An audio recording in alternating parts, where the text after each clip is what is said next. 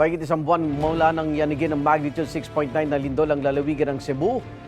Malawakang baha naman ang inaharap ng mga residente dahil sa matinding ulan na dala ng bagyong Tino. Sinailalim na ang Cebu Province sa state of calamity. Darito ang unang balita.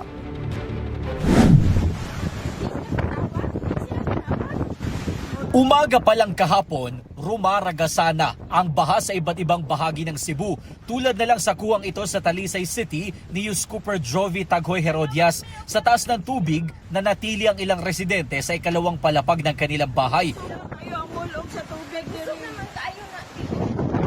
Maging ang mga sasakyan, hindi nakaligtas. Oh my God.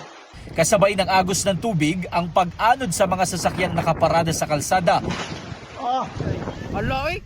Naabot naman natin, Ray. Umapaw rin ang Mananga River sa lungsod, kaya ang mga residenteng nakatira sa ilalim ng tulay, tinulungang makalikas. Sa bayan ng Liloan, kita ang mga residenteng nasa bubong na ng kanilang tahanan dahil sa taas ng baha. Sa tindi ng pinsala sa lalawigan ng Cebu na dala ng bagyong Tino, isinailalim ni Governor Pamela Baricuatro ang probinsya sa state of calamity. Ayon sa Cebu Provincial Information Office, pahirapan ang search and rescue operations dahil sa patuloy na pag-ulan. Ongoing yung search and rescue operations sa mga different areas, may mga missing in unaccounted for po. So, naantala, nasa-stop kasi lalo na in areas na like, for example, yung may mga rivers, may mga creeks, it's also dangerous din po. They have to be extra careful.